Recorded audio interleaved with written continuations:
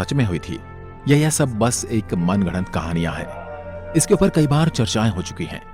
कई लोग हैं जो इसे सच मानते हैं, लेकिन कई ऐसे भी लोग हैं जो आज कहते हैं कि यह सब एक मनगढ़ंत कहानी है, क्योंकि ऐसा हो ही नहीं सकता।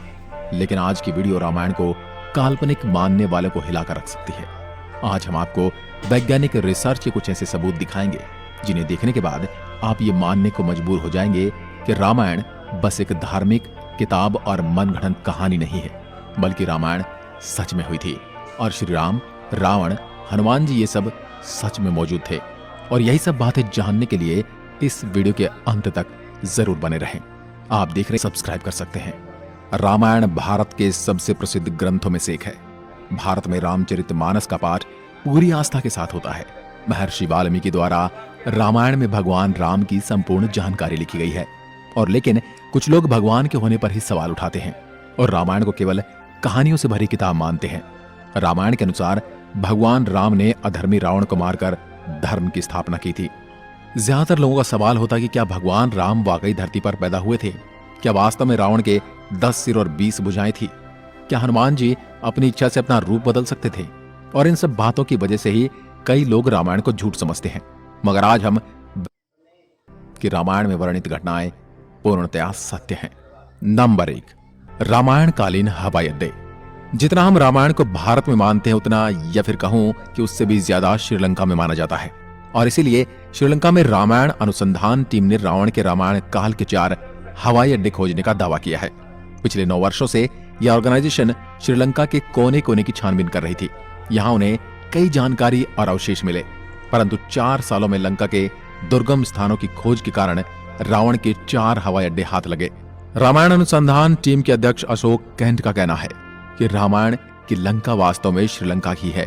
यहाँ उसानगोड़ा, गुरुलोपोथा, तोतुपोलाकंदा और वरियापोला नामक 4 हवाई अड्डे मिले हैं और इन्हें हवाई अड्डों से रावण पुष्पक विमान को आसमान में उड़ाता होगा। और यह हवाई अड्डे न सिर्फ ये बताते हैं कि रामायण सच में हुई थी, पर यह भी बताते हैं कि उसमें लिखी गई सारी बातें जिन पर हमें यकीन नहीं होता, वो भी सच हैं। नंबर 2, रावण का महल। रामायण के अनुसार रावण सोने की लंका में रहा करता था, जिसे हनुमान जी ने जला दिया था। श्रीलंकन गवर्नमेंट को श्रीलंका में एक ऐसा महल मिला है और यह दावा है कि यह महल रामायण काल का है। इस महल से कहीं सीक्रेट रास्ते निकलते हैं जो उस महल को शहर के अलग अलग जगह से जोड़ता है। लेकिन जब रिसर्च टीम ने इन पर रिसर्च की तो पता चला कि गुफाएं नेचुरल नहीं बल्कि किसी समय ने इंसानों द्वारा बनाया गया था। श्रीलंकन हिस्ट्री के अनुसार रावण शहर के अलग अलग हिस्सों में अचानक से ही प्रकट हो जाया करता था और पलक झपकते ही उन हिस्सों से गायब होकर अपने महल में पहुंच जाता था। इसलिए जानकारों का मानना है कि रावण इन्हीं गुप्त रास्तों का इस्तेमाल किया करता था। अब इतने बड़े एविडेंस को हम कैसे नकार सकते हैं? नंबर 3, अशोक वाटिका के सबूत। रामायण के अनुसार रावण ने माता सीता का हरण करके उन्हें अशोक वाटिका के अंदर रखा था। कहा जाता है कि अशोक वाटिका रावण का सबसे पसंदीदा स्थान था। ये जगह इतनी रहस्यमयी थी कि हनुमान जी इसे आसानी से ढूंढ नहीं पाए थे। मगर हैरानी की बात तो यह है कि वह अशोक वाटिका आज भी श्रीलंका में मौजूद है। ऐसा माना जाता है कि एलिया पर्वत की एक गुफा में माता सीता को रखा गया था, जिसे सीता एलिया नाम से जाना जाता है। यहाँ सीता माता का एक मंदिर भी है जिसे विरांग टोक कहते हैं और वही आंगना से 10 किलोमीटर की दूरी पर है। यहीं पर सीता जी का अपहरण कर पुष्पक विमान को उतारा गया था। मगर यहाँ पर जिस बात ने सबसे ज्यादा चौंकाया वो यहाँ मौजूद पेड़ हैं। रामायण ग्रंथ में इस बात का जिक्र मिलता है कि अशोक वाटिका में अशोक के वृक्ष बहुत ज्यादा थे, इसलिए इसका नाम अशोक वाटिका रखा गया था।